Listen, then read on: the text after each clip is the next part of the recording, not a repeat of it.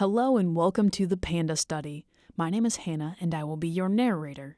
The study is led by Dr. Kathleen Gustafson at the University of Kansas Medical Center and supported by the Department of Child Health and Human Development at the National Institutes of Health.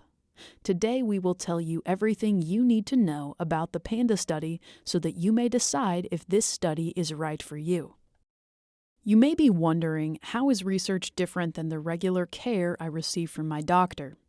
The main purpose of research is to create new knowledge for the benefit of future patients and society in general. Unlike medical care, research studies may or may not benefit the people who participate. Research is voluntary and you may change your mind at any time. There will be no penalty if you decide not to participate or if you start the study and decide to stop early. Either way, you can still get medical care and services from your doctor.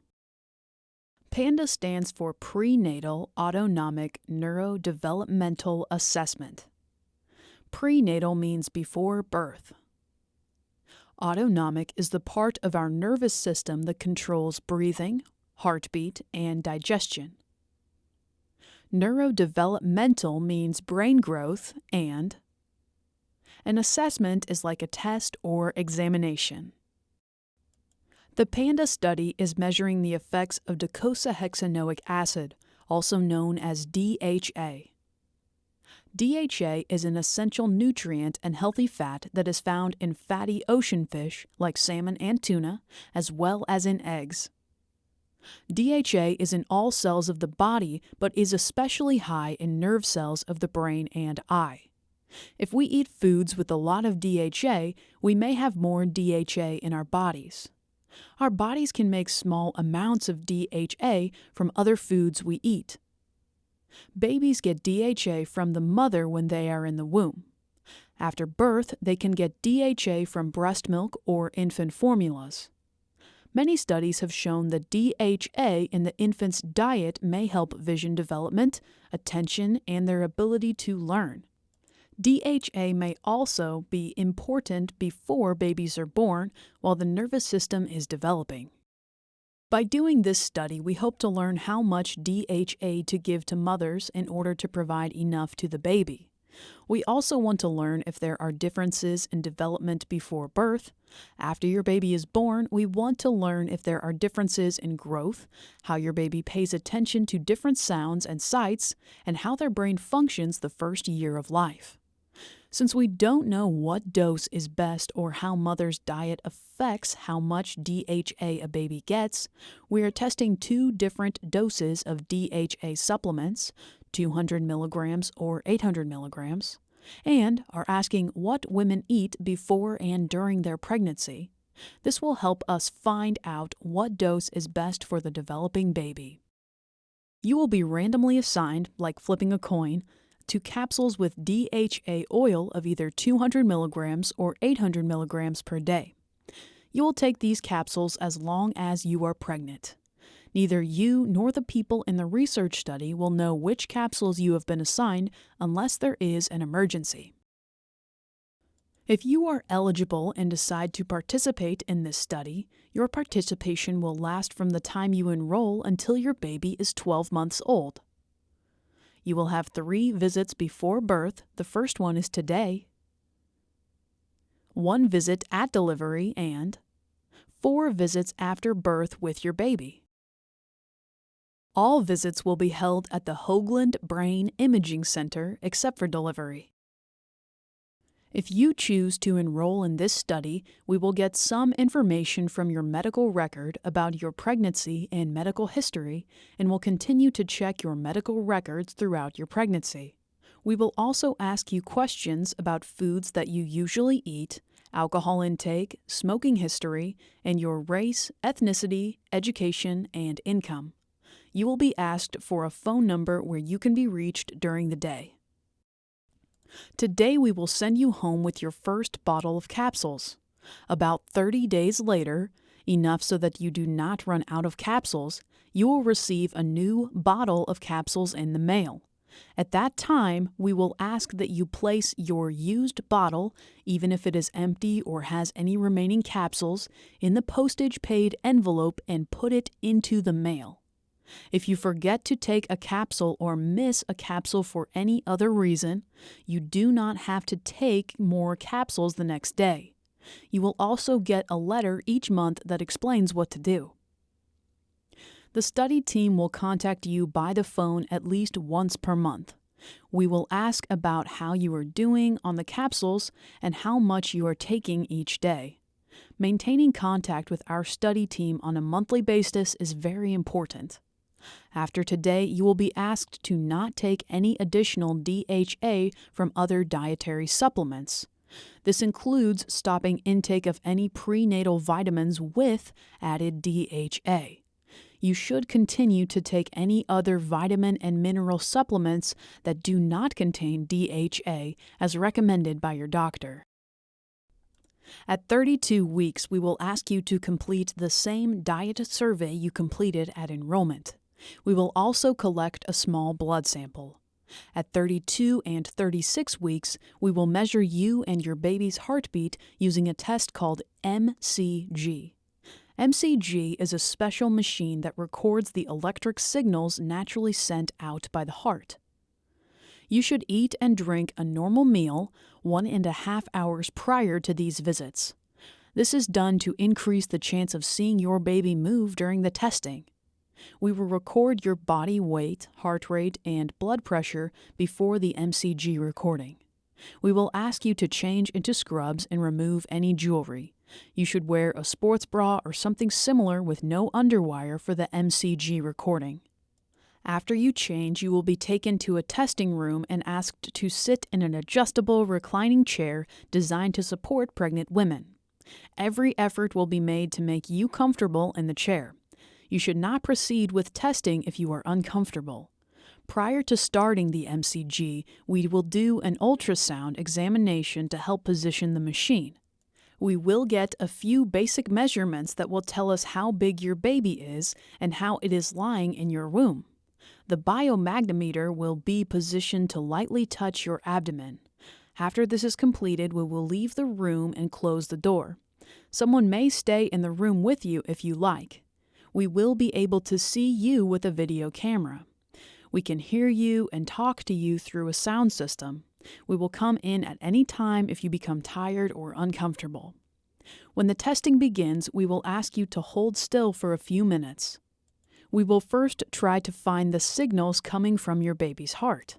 We do not expect the MCG recording to take longer than 45 minutes to an hour. At your 36-week visit, we will give you a phone number to call when you are admitted to have your baby to let the study team know you are about to deliver. Your baby's blood sample, taken from the umbilical cord at birth, will be given to the investigators. A hospital nurse will also draw a small blood sample, 1.5 teaspoons, from you while you are in the hospital. You and your baby will have 4 visits after delivery when your baby is 1 month, 4 months, 6 months, and 12 months old. During these visits, we will measure your baby's growth, brainwaves, and attention. At 1 and 4 months of age, we will measure your baby's body composition. To measure body composition, your baby will be placed on its back in a special incubator called a pea pod. The amount of volume, or space, occupied by the infant will be measured and used to calculate lean mass, or muscle, and total body fat. The staff and parent are able to monitor the child during the test through the clear top. Weight, length, head circumference, abdominal circumference, and crown rump length will be measured. Skin fold measurements will also be measured. At 1 month, 6 months, and 12 months, we will also record your baby's brainwaves by putting a safe electrode net on your baby's head. The net is made of sponges that surround each electrode. The sponges are soaked in a saltwater solution, placed on your baby's head, and fastened with a chin strap. We will play some sounds, tones, that will generate a brainwave. We will record your baby's brainwaves before and during the sounds and will compare the two. This will take about an hour. At 6 and 12 months of age, we will measure 5 minutes of brainwaves while your baby is resting by putting the same electrode net on your baby's head. Then we will show them pictures and will measure their brainwaves while they compare differences in the pictures. We will also record their heart rate while they look at the pictures. At 4 and 6 months of age, we will do an attention test. Your baby will be tested in a darkened room while seated in a car seat facing a flat screen monitor. 3 foam tabs with wires will be placed on the infant's abdomen in a triangular pattern to record their heartbeat while they take the test. A camera will be placed facing your infant so that we can record their attention and heart rate while they look at pictures of faces. There are minimal risks involved with this study.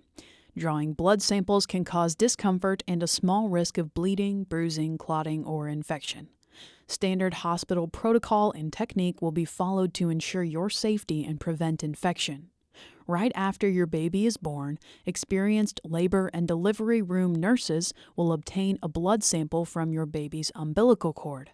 This does not cause any pain or discomfort to your baby. You may experience burping from the capsules and find this unpleasant. The need to take capsules on a daily basis throughout this study may sometimes bother you. There are no known risks for taking the amount of DHA you will be given. The amount is smaller than pregnant women in many countries eat every day. As with any research study, it is possible that you could develop a problem that has not been seen before. To the best of our knowledge, there is no known risks associated with ultrasound or MCG measurements. The biomagnetometer does not emit electricity, magnetic fields, X-rays, or radiation. If you have a fear of enclosed or small spaces, someone can stay in the room with you. There are no known risks for performing the P-pod measurements on a newborn baby. The measurements do not cause any pain or discomfort to your baby. There are no known risks for performing the attention tasks. Babies may get fussy during the recording or may have a small irritation from the ECG electrodes. There are no known risks from having brain waves measured. Some babies may get fussy during application and/or removal of the electrode net on the head. You and your child may or may not benefit from being in this study. It is possible that you and your baby will get some benefit from being followed closely during this study. Researchers hope that the information from this study may be useful in understanding if taking DHA while pregnant can help babies. The cost of care for people participating in a clinical trial fall into 2 general categories. 1. Research costs, and 2. Routine care costs. The research costs associated with this study are the capsules and research procedures described in the consent form. These are provided at no cost to you or your insurance company.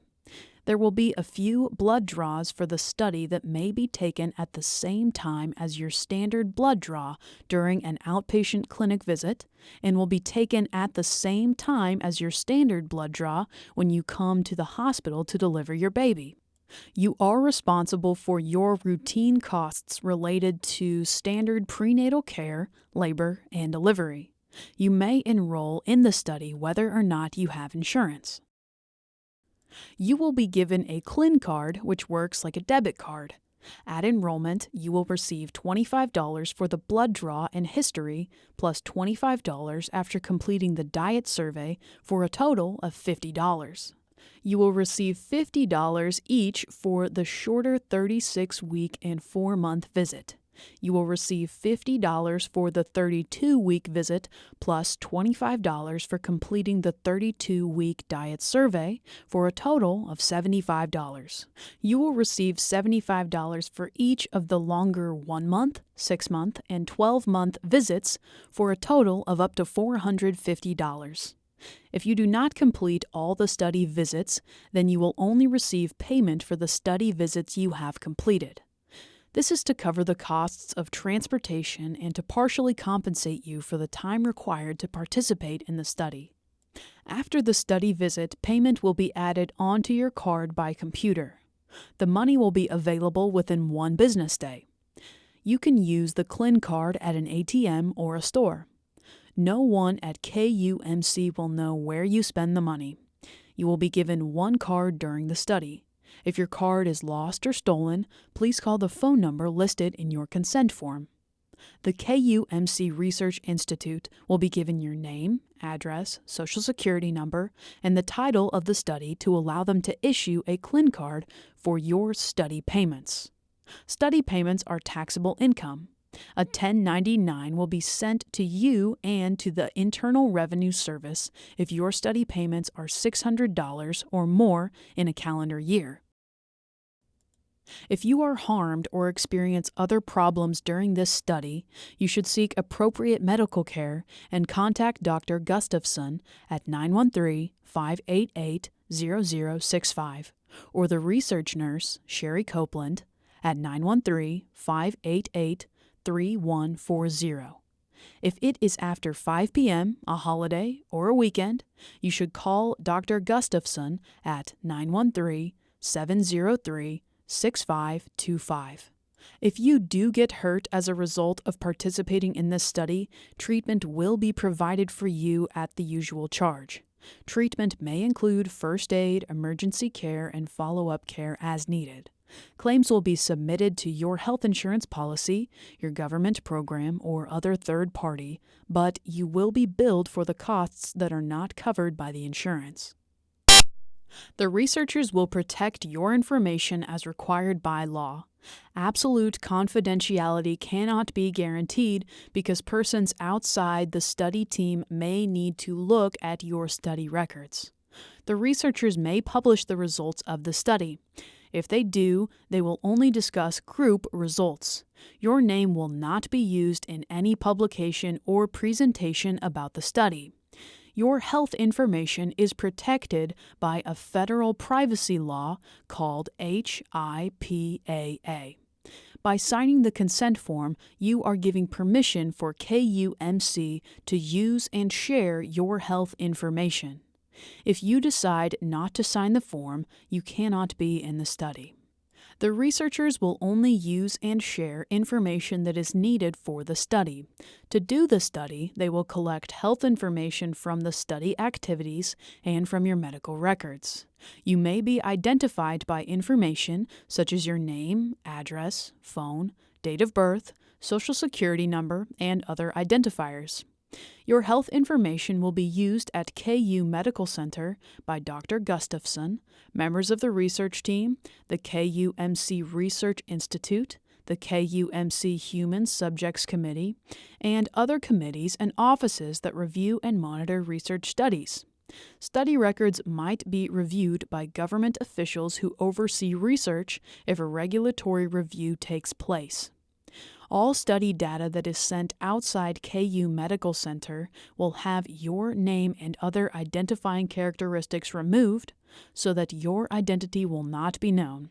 Because identifiers will be removed, your study data will not be redisclosed by outside persons or groups and will not lose its federal privacy protection.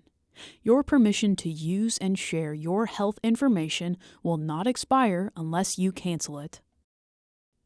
And that completes the Informed Consent video. Do you have any questions? Now is the time to ask. Thank you for your time and consideration.